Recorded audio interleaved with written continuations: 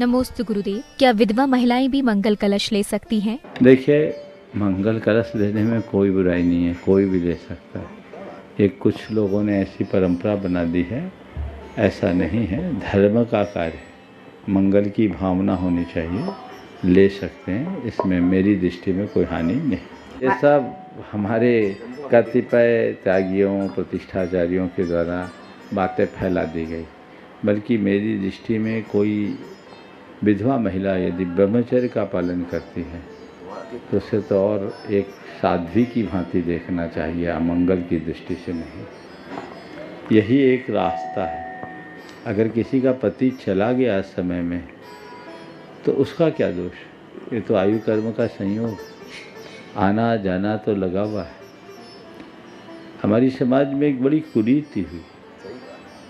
एक तरफ विधवाओं के विवाह पर रोक लगाने की बात की जाती है, दूसरी तरफ कोई विधवा हो जाए तो उसे अमंगल की दृष्टि से देखा जाता है। तो ये कहाँ का रास्ता है? सच्चे अर्थों में अगर वह शील संयम सदाचार का पालन करते हुए चलते हैं तो उसे एक साध्वी की भांति देखना चाहिए और साध्वी जैसा जीवन भी जीना चाहिए। नमोस्तु गुरुदेव, क्या प्रतिमाओं की प्रशस्ति में महिलाओं के नाम लिखना उचित है? देखिए, प्रतिमा की प्रशस्ति में महिलाओं के नामोल्लेख का जहाँ तक सवाल है, ये परंपराओं के ऊपर निर्भर है। अपने संघ में इस तरह की परिपाटी नहीं है पट्टावली के रूप में। लेकिन जब प्रशस्ति का लेखन किया जाता है तो उनकी वंशावली का उल्लेख होता है। उस वंशावली के अंतर्गत वो व्यक्ति, कोई भी वर्तमान व्यक्ति को उसके पिता से जोड़ करके किया जाता है, ये किन के पुत्र हैं और किन का कहाँ इनका गोत्र आदि क्या है, वैसा किया जाता है। पर मैं एक बात कहूँगा, प्रतिमा विराजमान कर्ताओं के लिए विशेष ध्यान देने की, कि आप प्रतिमा विराजमान करने का भाव रखो, नाम को जोड़ने का नहीं। नाम तो केवल एक इतिहास को संरक्षित करने का द्योतक है। पुराने समय में प्रतिष्ठे प्रतिमाओं में कईयों में तो प्रशस्ति ही नहीं रहती थी, फिर कुछ में प्रशस्ति हुई तो बस प्रतिष्ठापितम बहुत थोड़े शब्दों में। जिन आचार्य मुनि के सानिध्य में प्रतिष्ठा हुई उनका उल्लेख होने लगा। बाद में आज श्रावकों का भी उल्लेख हो जाता है, ताकि आने वाले समय में जब जैन संस्कृति का इतिहास लिखा जाए तो उसका पता। अब इसमें महिलाओं का नहीं है, ये है, सब विकल्प करना उचित नहीं है। उसकी जो विधि और व्यवस्था होती है उसके तहत उन सब का नामोल्लेख होता है, इसलिए इन सब बातों का विकल्प करने का औचित्य नहीं। नमोस्तु गुरुदेव, क्या स्वर्ग के सुखों और नरक के दुखों की परिकल्पना मनुष्य और तिर्यंच गति के सुख और दुख से की जा सकती है? स्वर्ग और नरक की परिकल्पना में मनुष्य और पशु गति के सुख और दुख को जोड़ने का। मनुष्य गति में चरम सुख नहीं, सुख है, और पशु गति में भी चरम सुख नहीं, सुख है। इसी तरह मनुष्य और पशु गति में दुख है पर चरम दुख नहीं। आज कोई कितना भी सुखोपभोगी मनुष्य हो, उसके सुख की एक सीमा है, उससे आगे का भी तो कोई सुख हो सकता है, कि नहीं? बस उसको भोगने की व्यवस्था स्वर्ग में। आज इस मनुष्य धरती का कोई मनुष्य हो, कितना भी गहन दुख है, वो उसको सह रहा है, उसकी एक सीमा है। इससे आगे का भी तो दुख हो सकता है, समझ लो, उसको भोगने की जगह न रख। समझ गए? तो इस धरती में रहने वाले मनुष्यों और पशु पक्षियों के सुख दुख को देखकर हम नरक और स्वर्ग का अनुमान लगा सकते कि इससे भी बड़ा कोई सुख होगा, इससे भी बड़ा कोई दुख हो सकता है। नमोस्तु गुरुदेव, तजुर्बा उम्र से आता है या हालातों से? तजुर्बा उम्र से आता है या हालातों के अनुभव से? देखिए, उम्र से जो तजुर्बा आता है वो प्राकृतिक होता है। बचपन, यौवन, बुढ़ापा में व्यक्ति बहुत सारी चीज़ें एक स्वाभाविक रूप से परिवर्तित होते हुए देखता है। उसका एक अनुभव है, ये सामान्य। लेकिन हालातों से जो तजुर्बा होता है वो विशेष होता है। सहज रूप से जो हमें प्राप्त होता है वो हम पर असर डाले, इसकी कोई सुनिश्चितता नहीं। लेकिन किसी परिस्थिति और प्रसंग से जब हम कुछ पाते हैं और उसके लिए हमारा अतिरिक्त श्रम जुड़ता है तो उसका असर हम पर गहरा होता है। बाल तो सबके पकते हैं, अनुभव हर कोई नहीं होता। अनुभवी बनने के लिए व्यक्ति के भीतर अतिरिक्त प्रतिभा होनी चाहिए। जीवन में घटने वाले सभी घटनाओं और प्रसंगों को बारीकी से देखने की दृष्टि होनी चाहिए। ज़्यादातर लोग जीवन जीते हैं लेकिन उनकी दृष्टि जीवन के साथ जुड़े प्रसंगों पर कम होती है। 3 तरह के लोग होते हैं। पहले वे लोग जो किसी फूल को लिए और सूंघ के फेंक दिए। दूसरे वे लोग जो फूल को लिए, माला गूंथी, कुछ देर पहने और उतार दिए। और तीसरे वे लोग जो फूल का एब्स्ट्रैक्ट निकाला, एसेंस बनाया, इसको एक शीशी में रखे, अपने जेब में भर लिए, जब जी चाहा उसकी सुगंध से अपने मन को आनंद से भर ली। पहले किस्म के वे लोग हैं जो जीवन की हर घटना को एक फूल की तरह सूंघते हैं और फिर भूल जाते हैं। दूसरे लोग वे लोग हैं जो जीवन में घटने वाली घटनाओं को अपनी स्मृति की माला में पिरो करके कुछ देर तक अपने गले में धारे रहते हैं, फिर भूल जाते हैं।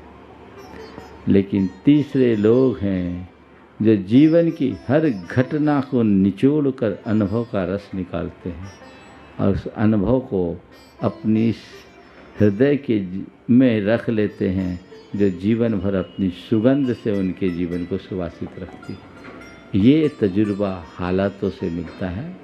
जो अंतर्दृष्टा होता है उसका तजुर्बा सबसे गहरा होता है। तो हम घटनाओं को केवल घटनाओं की तरह न जिए, घटनाओं के सार को पहचानने की कोशिश करें। नमोस्तु गुरुदेव, किसी भी मंदिर का शिलान्यास करते समय भूगर्भ में सोने व चांदी के सिक्के क्यों डाले जाते हैं? देखिए, सिक्का डालना कोई रीति नहीं है, न उसकी कोई अनिवार्यता है। सिक्का डालने के पीछे एक भावना और प्रयोजन है। वो क्या? हमने शिलान्यास किया, वहाँ सिक्के डाले, वो भूगर्भ में चला गया। 200, 400, 500 वर्ष बाद यदि वह भवन क्षतिग्रस्त हो जाए, खंडहर में बदल जाए और कभी उसका उत्खनन किया जाए, वहाँ सिक्के निकले तो पता लग जाएगा यहाँ इस सन के सिक्के डले हैं, यानी ये यहाँ ये भवन, ये मंदिर इस सन के आसपास निर्मित हुआ। चांदी का सिक्का डालने की कोई ज़रूरत नहीं है। वो जो एक नैमित्तिक होता है कलश में, वो डलता है। वहाँ सिक्के डालने चाहिए वर्तमान के। और जो सोना चांदी डालते हो वहाँ उसमें डल दिया तो डेड हो गया। उससे अच्छा उस सोना चांदी उसके निर्माण में लगा दो। भावनाओं में लोग डाल देते हैं। मेरे सामने अगर डाला जाता है, मैं तो आयोजकों को बोलता हूँ सब बटोर लो, बस वर्तमान के 100 जो वर्तमान के सिक्के हैं चलन के, उनको रहने दो। सोना चांदी निकालो, इसको तौलो, वजन करो, बेच के इसको इसमें भवन में लगा। सब जगह लोग डालते हैं भावना में, अच्छा वो त्याग है। लेकिन ये सोचो क्यों डाल रहे हैं, उसका कोई लाभ नहीं है। समझ गए?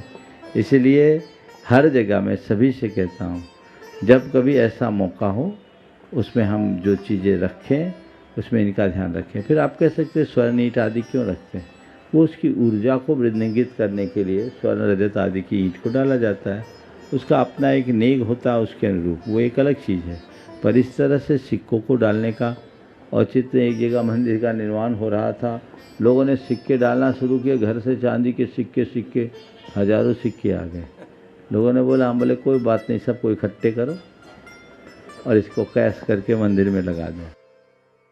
नमोस्तु गुरुदेव, यदि कोई व्यक्ति पढ़ा लिखा विद्वान तो है लेकिन विनयवान नहीं, तो क्या उसे विद्वान कहना सही है?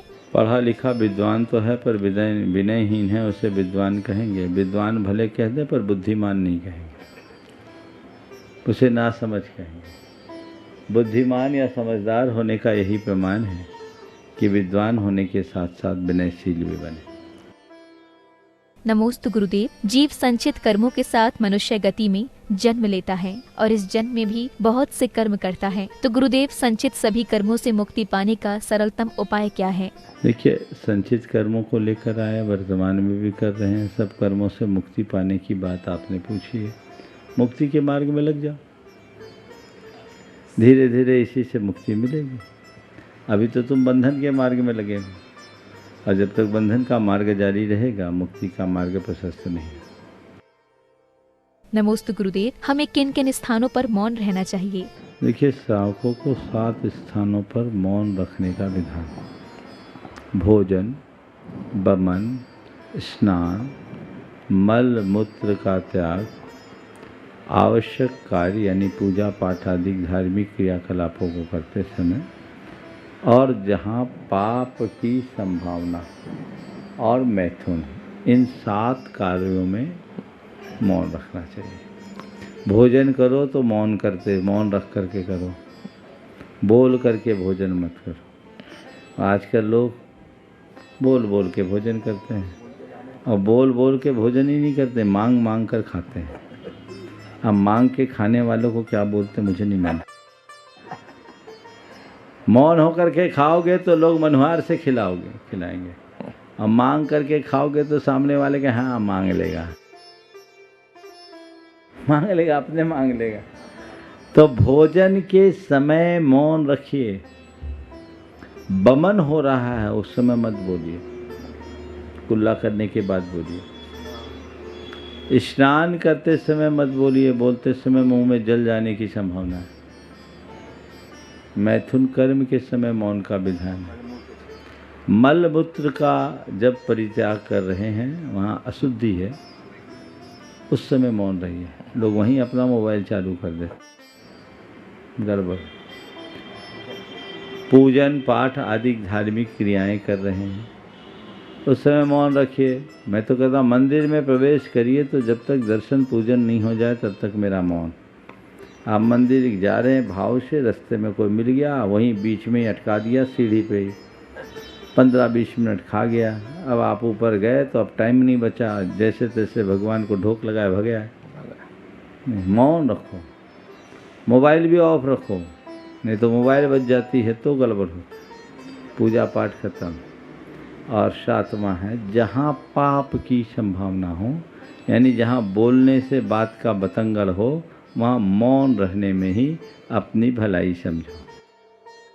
नमोस्तु गुरुदेव, सही और गलत में भेद कर चलने वाले एवं परिश्रम की आग में तप कर कुंदन बनने वाले लोगों को कई बार विषमताओं का सामना करना पड़ता है, जिससे उनका धैर्य डगमगा जाता है। तो गुरुदेव, स्थिरता पाने के लिए वे अपना जीवन कैसे व्यतीत करें? ऐसे एक ही बात रखना है कि मुझे कुंदन बनना है तो तपना ही होगा, और जिसका लक्ष्य कुंदन बनने का होता है वह इन बातों को बिल्कुल ध्यान नहीं देता। वो उसका एक ही सिद्धांत होता है, चरे वेती चरे वेती चरे वेती। ये तो रास्ते के रोड़े हैं, इनसे प्रभावित होंगे तो जीवन में कभी आगे नहीं बढ़ पाएंगे। ऐसी बातों को एक चुनौती के रूप में स्वीकार करना चाहिए और अपनी कुशलता से उसे उपलब्धि में परिवर्तित कर देना चाहिए। मन डगमगाए उस समय अपने सारे लक्ष्य को सामने लेकर आओ और ये सोचो नहीं मुझे हिमालय की चढ़ाई चढ़नी है, तो फिर थोड़ा सोचना होगा। अब मुझे और कुछ नहीं सोचना, एक ही बात सोचना है कि मुझे ऊपर चढ़ना है। ये सब बातें जो मन में अभी आ रही है, ये सब तो तब थी जब मैंने चढ़ना शुरू नहीं किया था। अब इस बात की तरफ मुझे ध्यान ही नहीं देना। मेरा एक ही मकसद, मेरा एक ही लक्ष्य, मेरा एक ही ध्येय, मेरा एक ही उद्देश्य, तो उसे सामने रख करके चलोगे तो जीवन की कोई भी बाधा नहीं बनेगी। नमोस्तु गुरुदेव, सिद्धि के लिए संकल्प कितना महत्वपूर्ण है? सर्व संकल्प वशाद भवतिर लघुर भवति वा महा। हमारे जीवन में जो भी बड़ा छोटा घटता है ना, वो हमारे संकल्पों से घटता है।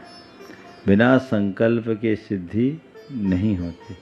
इसलिए जब सिद्धि चाहिए तो संकल्प कीजिए, और न केवल संकल्पित होइए अपितु उसे निभाइए। नमोस्तु गुरुदेव, क्या अर्घ्य चढ़ाने के बाद भगवान का अभिषेक करना उचित है? तो ऐसा है, इन सब में इतना हार्ड एंड फास्ट रखना ठीक नहीं। कोई नया नवेला आया, अव्वल तो व्यक्ति को पहले आना चाहिए, पर एक आध मिनट का अंतर आया, आ गया, अर्घ चढ़ाते ही चढ़ाते आ गया है, तो अवसर दे देना चाहिए। बल्कि एक सलाह और है, अर्घ चढ़ाने में हड़बड़ी नहीं करना चाहिए। अभिषेक करो, 2 मिनट भगवान की आरती कर लो, उसके बाद अर्घ चढ़ाओ। अभिषेक समापन का शांति धारा के बाद अर्घ चढ़ा के अभिषेक कर सकते हो, लेकिन अभिषेक समापन का अर्घ चढ़ाने के बाद अभिषेक मत करो। फिर ऐसा व्यक्ति आ जाए तो उसको ये मत बोलो कि अभिषेक नहीं कर सकते। उससे कहो, बेटा तू लेट हो गया, चल आज भगवान के चरण छू ले, कल टाइम पर आ जाना। प्रक्षाल तू कर ले, कल टाइम पर आ जाना। उसका भी मन रह जाएगा, शांति धारा हो गई, अब नहीं आ सकते। ये जो पुलिसिया भाषा है ना, कौन सी भाषा? ये भाषा खतरनाक है, इससे बचना चाहिए।